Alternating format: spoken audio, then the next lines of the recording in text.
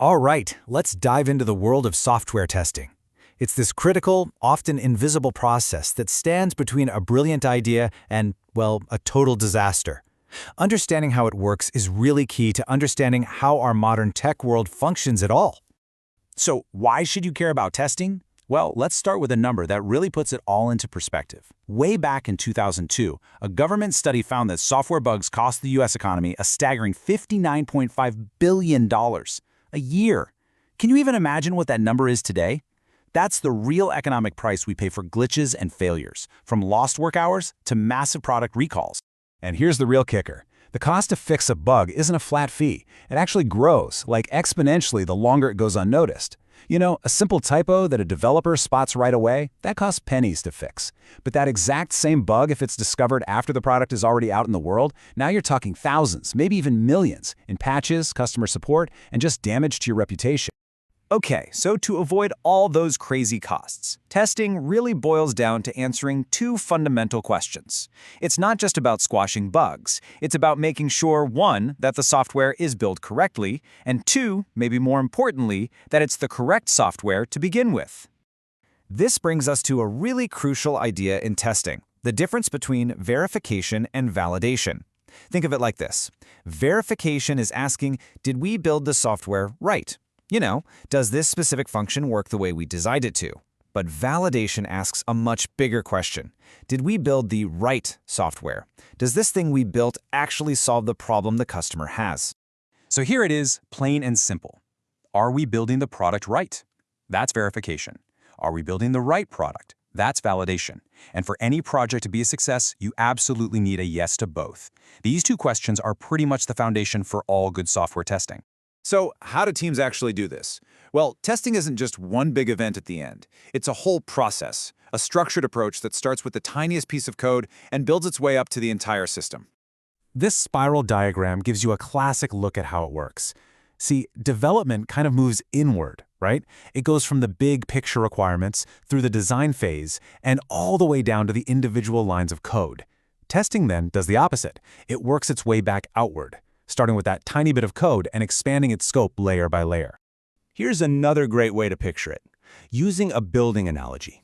You start with this solid foundation of unit tests. That's where you check each individual brick of your code. Then you start adding integration tests to see how those bricks fit together. You just keep building up until you're finally testing the whole structure, the entire system. This whole process plays out across four main levels. First up is unit testing, where those individual components are checked all by themselves. Next is integration testing, where we make sure all those little pieces play nicely together. Then comes validation testing, which asks, hey, does this thing we built actually do what the user needs?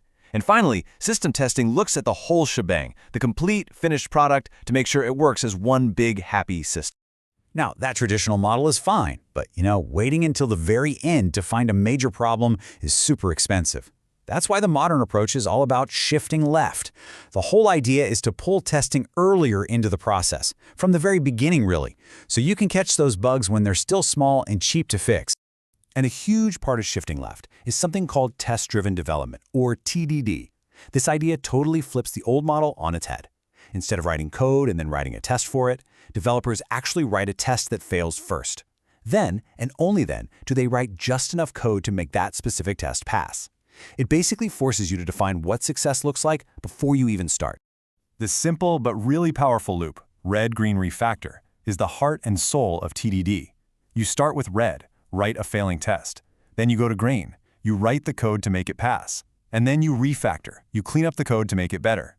It's a cycle that ensures your code doesn't just work, but it's also well-designed and always covered by a test. Taking that idea even further, we get behavior-driven development, or BDD.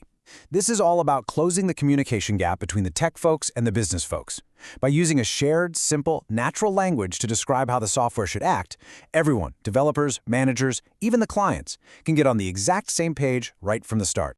BDD uses this really simple formula: given, when, then. Given sets the scene. When describes what the user does, and then states what should happen as a result. This creates this crystal clear shared understanding of what needs to be built before a single line of code gets written. It's a game changer for collaboration. So where is all this headed? Well, Software testing is definitely not standing still. Just like, well, everything else, it's being totally revolutionized by artificial intelligence. Testing is about to get a whole lot faster, smarter, and even predictive. And this isn't some sci-fi future. This shift is happening right now.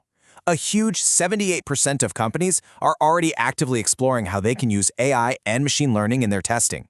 They're looking for ways to automate things more intelligently and, get this, even identify risks before they become real problems.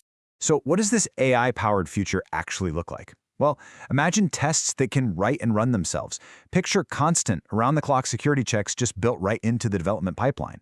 We're talking about analytics that can actually predict where bugs are most likely to show up. And in a really fascinating twist, we're going to need brand new ways to test the AI models themselves to make sure they're safe and reliable. Which, of course, leaves us with one final and pretty mind-bending question to think about. As we move toward a future where an AI can write the software and also write the tests to check that software, who checks the AI? That is the challenge that's going to define the next chapter in software quality.